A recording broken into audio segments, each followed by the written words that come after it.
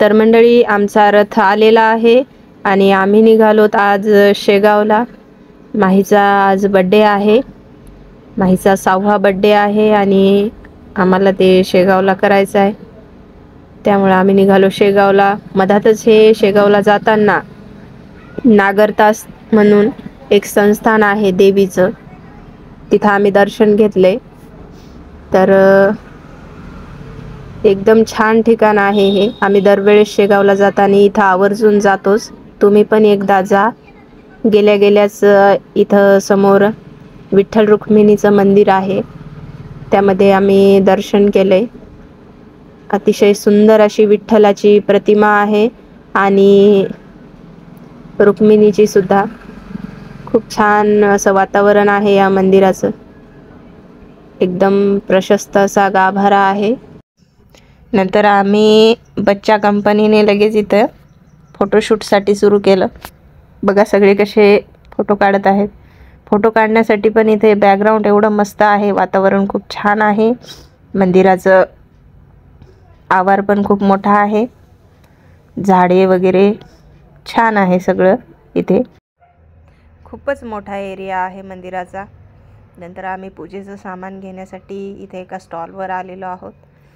इथून आम्ही आईच्या ओटीचं सामान घेत आहोत. आता आम्हाला करायची आहे मुख्य आईची पूजा, म्हणजेच नागरतास. असं म्हणतात की नागराच्या तासातून या देवीचा उगम झालेला आहे. या देवीचा म्हणजे इथून ही देवी वर आलेली आहे तासाला. त्यामुळे या गावाचं नाव, या जागेचं नाव नागरतास असं पडलेलं आहे. हे आम्ही आता घेतलेलं आहे ओटीचं सामान आणि मी जात आहे आईची ओटी भरण्याकरिता. हे मेन मंदिर आहे देवीचं. हीच ती जागा आहे नागरतासची मुख्य जागा. इथं मी आता आईची ओटी भरलेली आहे खणा नारळानं. तसंच आता दर्शन घेऊन हे एक इथं दुसरं एक मंदिर आहे. तिथे एक आईची प्रतिमा छान प्रकारे अशी तयार करून इथं बसवलेली आहे. अतिशय सुंदर अशी मोहक अशी आईची प्रतिमा आहे. पादुका सुद्धा आहेत. इथं आम्ही सर्वांनी दर्शन केलेलं आहे. तिथूनच एक मधातून रस्ता आहे असा भुयारासारखा. लगेच इकडून एक अजून एका देवाची मूर्त आहे. इथं पण आम्ही दर्शन घेतलेलं आहे. आता हे पूर्ण जर इतिहास जाणून घ्यायचा म्हणलं मंडळी तर बराच वेळ जात होता तिथे. आम्हाला अजून पुढेही जायचं होतं शेगावला. लगेच त्या मंदिराच्या बाहेर पडल्याच्या नंतर ह्या इथे अशा मंदिराच्या ग्राउंडमध्ये ह्या अशा 2 दीपमाळ आहेत मोठमोठाल्या. इथं दीपमाळीचं सुद्धा आम्ही पूजन केलेलं आहे. आणि बघा ना, तुम्ही बघू शकता हे मंदिराचा एरिया किती मोठा आहे.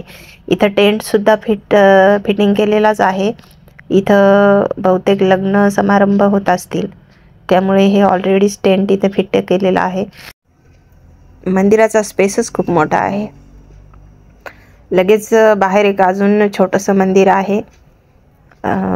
छोटछोटाले तुम्हाला तर माहीतच आहे, आपले देवस्थान म्हणलं की एका देवाच्या तिथं बाकीचे सगळेच देव असतात. छोटछोटाले मंदिरं ओट्यावर का असेना. तसंच हे बाजूला अजून एक मूर्त होती देवाची, तिथं पण आम्ही दर्शन घेतलं आणि बाहेर पडलोत. लगेच एक छोटासा परत एक देव एका ओट्यावर होता, तिथं पण आम्ही सगळ्यांनी पूजा केली त्या पण देवाची. आणि पूजा करून आम्ही शोध घेतला जेवायसाठी आम्ही चांगली मस्तपैकी अशी जागा बघितली आणि घरून तर सगळं सामान आणलेलंच होतं. तिथं सगळेजण मस्त असे ग्रुपनं बसलो. अशी मजा आली. शाळेतले दिवस आठवले बघा, डब्बा पार्टीचे. आम्ही अशाच प्रकारे मस्त शेतात डब्बा पार्टी करायला जात होतो. त्याच प्रकारे आम्ही इथं बसलो. आम्ही आलेलो आहोत शेगावला. जस्ट शेगावला पोचता अलीकडं 5 किलोमीटर अंतरावर हे सिद्धपीठ म्हणून असं एक देवस्थान नवीन झालेलं आहे, महालक्ष्मीचं मंदिर. इथे तर सुरुवातीला मंदिराच्या आत एंट्री करायच्या अगोदरच इथं हे हनुमानाचं आहे पहा मंदिर. त्यानंतर एंट्री केल्याच्या नंतर हे पण एवढं सुंदर मंदिर इथं झालंय, आता नवीन झालंय, अशात अगोदर नव्हतं. एकदम रोडलाच आहे मंडळी. तुम्ही कधीही जरी शेगावला जात असाल तर इथं आवर्जून जा. ह्या मंदिरामध्ये तुम्हाला 12 ज्योतिर्लिंग बघायला मिळतील एकाच ठिकाणी. हे महालक्ष्मीचं मंदिर आहे. बाहेर हे असे छोटछोटाले स्टॉल आहेत सगळे इथं प्रसादाचं वगैरे घेण्यासाठी. आम्ही नागरतासून निघाल्याच्या नंतर दुसरा स्टॉप इथं केलेला आहे. पहा, हे महालक्ष्मीचं मंदिर. इथं पण बाहेरचं बॅकग्राऊंड खूप छान आहे, वातावरण फोटो काढण्यासारखं आहे. आम्ही मस्त आता आरामशीर, कारण घरून खूप लवकर निघालेलो होतो, त्यामुळे शेगावला आम्ही आरामशीर निघालेलो आहोत. इथं मधात गेल्याच्या नंतर मस्तपैकी अशी महालक्ष्मीची मूर्त आहे. दर्शन आमचं खूप छान झालं, कारण इथं गर्दी नव्हती. बघा ही कशा प्रकारे आईची मूर्त आहे, तुम्ही बघू शकता, खूप छान आहे. तसंच बाजूला ही पण एक मूर्त होती. सगळेच देवाच्या इथं प्रतिमा आहेत बघा. आता हे खाली थोडं गेलं भुयारासारखं आहे, आणि भुयारामध्ये गेल्याच्या नंतर इथं 12 ज्योतिर्लिंग बघायला मिळतील. खूप छान अशा 12 ज्योतिर्लिंगाची इथं स्थापना केलेली आहे. खाली भुयारामध्ये बघण्यासारखं आहे सर्व. हे पहा, मी तुम्हाला दाखवते. अशा प्रकारे हे 12 ज्योतिर्लिंग आहेत, बघू शकता तुम्ही. मला इथं हे महाराज कॅमेरा पकडू देत नव्हते, फोटो काढण्यासाठी रागवत होते, पण तरीसुद्धा मी फोटो व्हिडिओ घेतलेच बघा, कारण ह्या मूर्तच खूप छान होत्या इथं महादेवाच्या.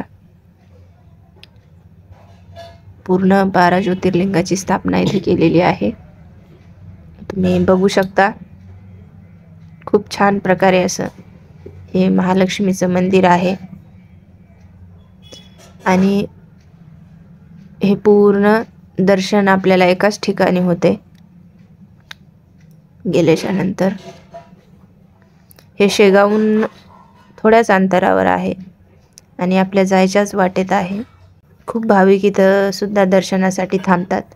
सध्या आनंदसागर बंद पडलेला आहे, त्यामुळे हा मार्ग छान आहे. इथं बाहेर निघालं कीच मंदिराच्या आवारामध्येही संत गजानन महाराजांची मूर्त आहे. इथे आम्ही फोटो काढले छान प्रकारे. असं इथं झाडे वगैरे लावलेली आहेत, लॉन आहे. हे मंदिराचं शिखर आहे,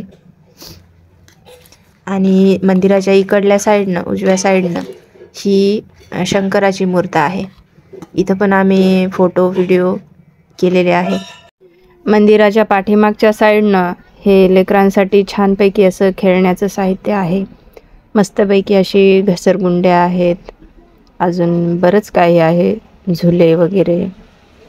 आम्ही छानपैकी इथं एन्जॉय केलेला आहे. खूप खेळलो आम्ही. लहानपणीचे दिवस आठवले. झोके आहेत, झोके खेळले. त्यानंतर माहीला सुद्धा थोडेसे झोके दिले. आम्ही दोघांनी मिळून माहीला झोका खेळवला. खूप मजा येत होती. खूप बघण्यासारखं आहे. एन्जॉय केला खूप आम्ही सर्वांनी. फॅमिली टूर असल्यामुळे अजून मजा आली, आणि फॅमिलीसोबत पण मंडळी मजा येते बरं खूप. कधी टूर करून बघा. हे तर खूपच मस्त होतं खेळण्याचं. आणि भाऊ थोडा आमची मजा पण घेऊ लागला. असंच खेळत खेळत आम्ही पोहोचलो शेगावमध्ये.